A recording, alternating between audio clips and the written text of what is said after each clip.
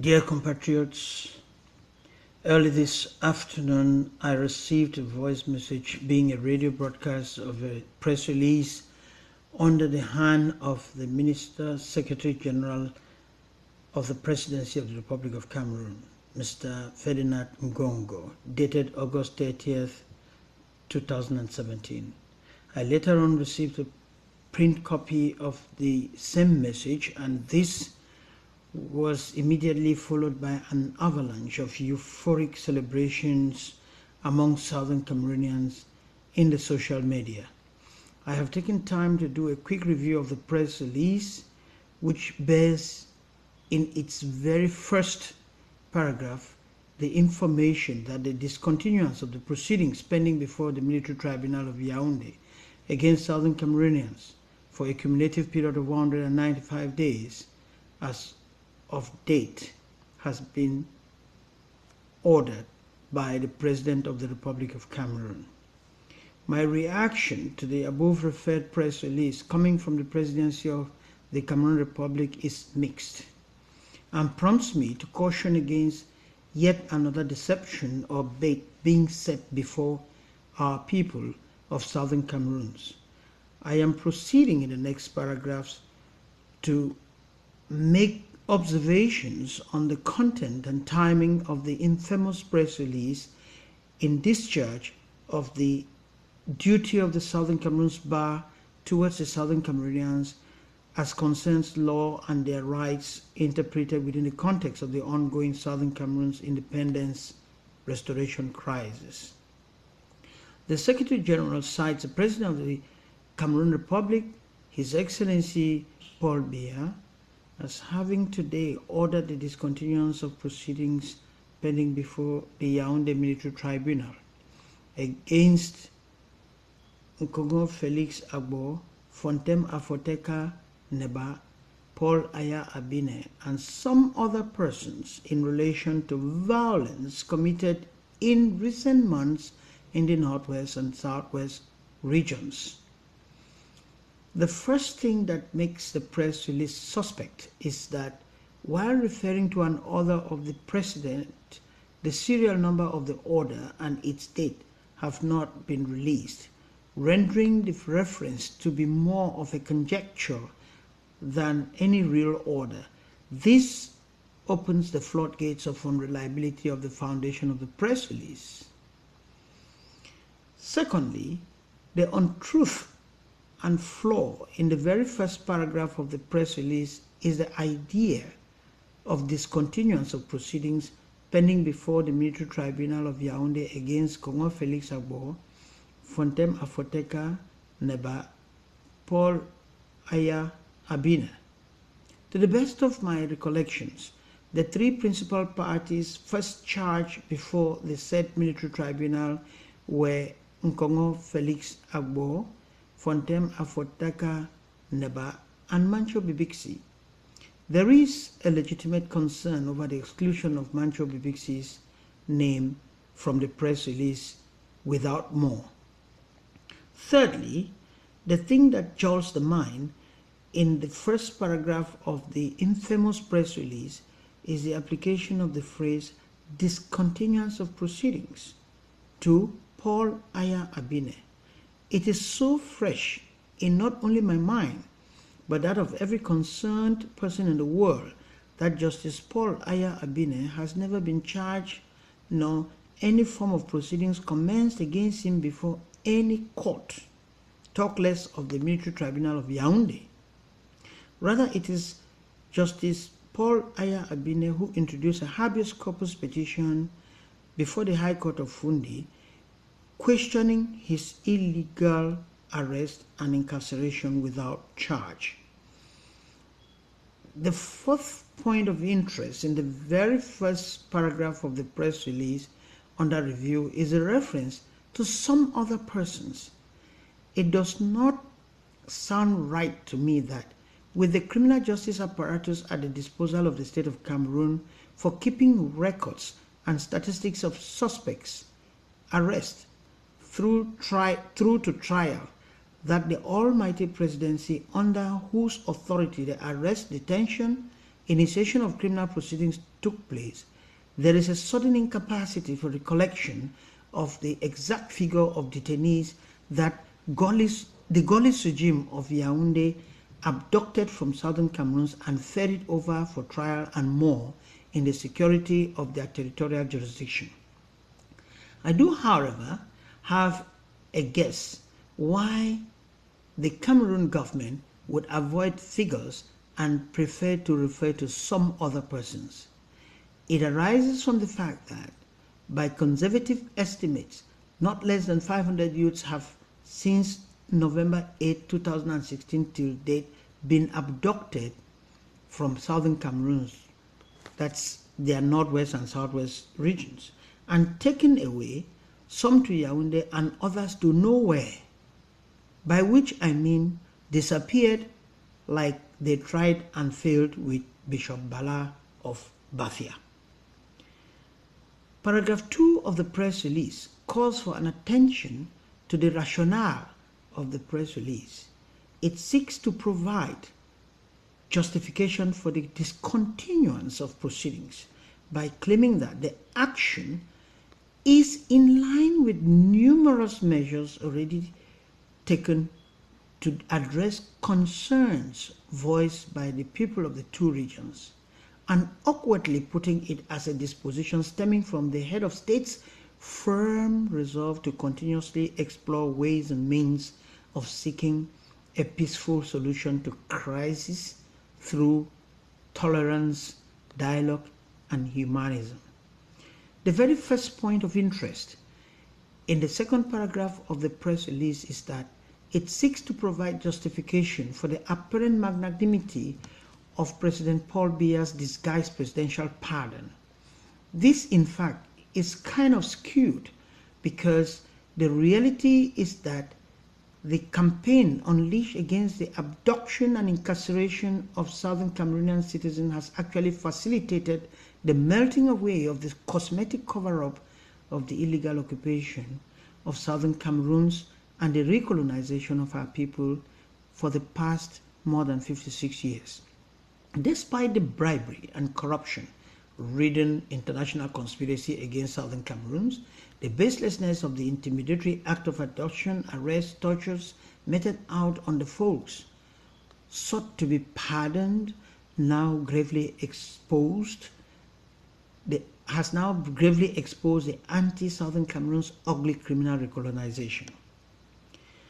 Second point, the Minister Secretary General Nkongho of Cameroon's Republic's presidency alleges that numerous measures already taken to address concerns voiced by the people of the two regions, that is, peoples of the illegally split territory of southern Cameroons, in mischievous avoidance of the proper characterization of the crisis as one of the restoration of southern Cameroon's compromised independence or recolonization. Clearly, language is politically abused here, and by the deliberate linguistic denaturing of the name of the country of sovereign nation of southern Cameroons, from a hideous idea of West Cameroon, followed by Paul Biya's continued engineered mutation into northwest and southwest regions of the Cameroon Republic, without a preceding and adjusting act of union, bringing and integrating southern Cameroons into the Cameroon Republic. Thirdly,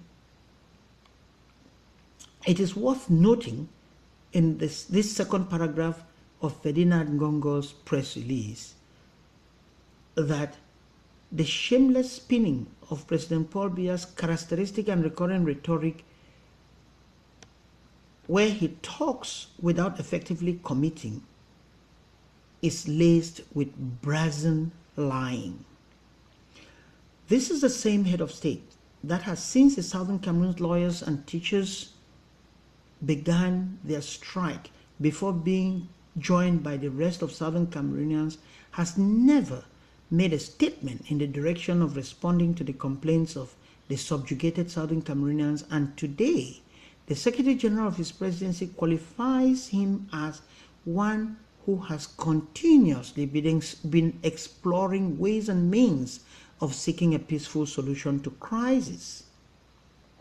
Really, can it even be said that a government which abducts unarmed, peaceful, demonstrating civilians and charging them on trumped-up charges of treason and terrorism before a military tribunal, while some abductees are simply disappeared, be said to have been seeking a peaceful solution of a crisis his government has no moral courage to call by its proper name?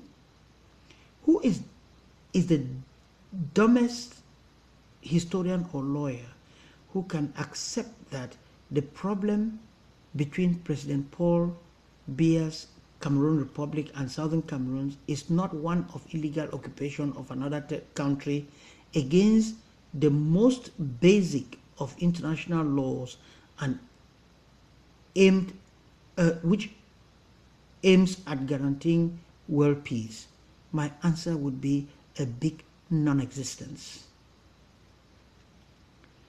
Curiously, Minister Ferdinand Nkongho underscores the phantom justification of President Paul Biya's supposed magnanimity as driven by virtues of tolerance, dialogue, and humanism. Virtues attributable to Mr. Paul Biya indeed. This is the same person who sent out defense and security forces to abduct, maim, kill unarmed civilian Southern Cameroonians, raising their voices with bare hands against a plus 56 years colonization of a sister African country. Was that a display of tolerance, openness to dialogue and humanism? How sad people can shamelessly lie from high places. The allusion to the virtues of tolerance and dialogue both run against the current of the actual conduct of President Paul Biya on Southern Cameroonians, which clearly bear unbridled intolerance and crystallizing disposition to dialogue. If the maiming, extrajudicial executions, assassinations do not fall within the objectionable list of a man, how can he be accorded the virtue of humanism? This is not a simplistic abuse of language, but worse than that, it is the epitome of hypocrisy for the most unfortunate political exigency, that is, criminal denial of another's national identity with the use of force. The third paragraph of the infamous press release marks the negation of what unsuccessfully poses to achieve in its first two paragraphs. The key elements of this thesis of assessment run thus. I'd like to first of all pick on the inferred characterization of Southern Cameroonians as enemies of peace and progress, champions of division and criminals of all kinds. No sane head of state or member of any well-meaning establishment of a country will describe fellow human beings, whether they be his citizens or those of another country, in the above terms. It does not stop at the negative characterization of giving a dog a bad name in order to kill it. The release goes further to levy unfounded accusations on the colonized and subjugated people of Southern Cameroon, who have risen up like one man to say no to further colonization and dehumanization in the face of a threat of their own future, misinterpreted as a threat to the future of the country and youths of their oppressor. By necessary implication, the citizens of the President Paul Biya's Cameroon are being pitted against Southern Cameroonians as if the two peoples belong to the same nation, but Southern Cameroonians are the inferior component. The armless defiance of Southern Cameroonians is characterized as a guise of political demands as if it is not politically right action to defy an occupier and an oppressor. The paragraph promises, with a threat of bringing the defiant Southern Cameroonians before the courts, just as the Southern Cameroonian leaders and followers now being feigned to be granted pardon, were abducted, detained for 195 days without trial. For all intents and purposes, this promise of abuse of court process against a colonized people of Southern Cameroon translates to a judicial version of the torture method of waterboarding. The fourth and concluding paragraph of the obnoxious press release seals the evil of an unrepentant cabal against an innocently persecuted people of Southern Cameroon. The Cameroon Penal Code and laws regulating military justice are both replete with provisions which prohibit and punish the acts that since November 8, 2016 have been perpetrated on Southern Cameroon's professionals and ordinary citizens. The members of the Southern Cameroon Bar Association, through their leadership, did from October 6, 2016, petitioned President Paul Biya against the unconscionable brutalities on her members perpetrated by the defense and security forces, believing that these forces were acting overzealously. It is now evident from the head of state's commendation of these same forces that they had all along acted on their master's orders by executing their duties as instructed. The release goes further in its last paragraph to incite a hate wave against Southern Cameroonians from the citizens of the Cameroon Republic. It tries to impress upon them that it is necessary to hate Southern Cameroonians and support their subjugation rather than sympathize with them and raise voices against their treatment, as we have witnessed it developing timidly in the last couple of weeks. In fact, by alluding to the need of the citizens of Cameroon Republic to ensure that our country, meaning their Cameroon, remains a land of peace, stability, concord, and progress, those citizens of Cameroon Republic are actually being told not to be fools in sympathizing with us when the peace, stability, concord, and progress in every human development dimension is financed with the wealth being exploited from Southern Cameroons. By way of conclusion, from the foregoing analysis and unveiling of the deception of the unrepentant government of the Cameroon Republic, it is opportune to caution the reception of the obnoxious press release from the presidency on the following grounds. Southern Cameroons must make no mistakes by submitting to an illegal and historically incorrect characterization of who we are.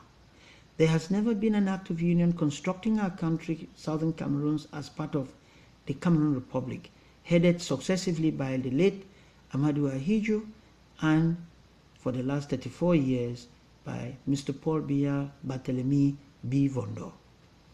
Our colleagues and compatriots, Barrister Nkongho Felix Agbobala and co., committed no offense to warrant abduction, incarceration, and dehumanization for 195 days as of date. The dropping or discontinuance of proceedings before the military tribunal of Yaoundé against them is of no legal moment. It is neither a nolle prosequi nor finding of not guilty. There is therefore no guarantee of their future pursuit so long as our nation is not restored. If it is a recognition of an error on the part of Mr. Paul Biya and his government, it must be accompanied by an unqualified apology and due compensation. Even though discontinuance of proceeding does not automatically translate to release, if release has to follow, it must be accompanied by an internationally supervised team of duly qualified health experts, which I suggest should come from International Red Cross Society. The avoidance of clear statistics of how many persons were arrested, detained, forced to disappear, or purely and simply extrajudicially executed is a matter that raises concern. It is suggested that there must be a census from the point of arrest or abduction to the point of release so as to ensure accountability. To secure finality of a solution to the atrocities perpetrated on the citizens of Southern Cameroon by the government of the Cameroon Republic headed by Mr. Paul Biya Barthélemy B. Vondo for the last 34 years, adding to El Haj Amadou Ahijo's earlier 21 years, United Nations and Great Britain should be invited to assume their responsibilities by returning to Southern Cameroon and ending the United Nations British trusteeship over Southern Cameroon that had to end at midnight on September 30, 1961, but was compromised through an international conspiracy without prejudice to reparation for the damage suffered through resource pillage and continuous human rights violations of Southern Cameroonians for now over 56 years. Done in Silver Spring, Maryland, USA, this August 30th, 2017, by the President of the Southern Cameroons Bar, Harmony Bob Gambuton, Esquire. Thank you for your kind attention.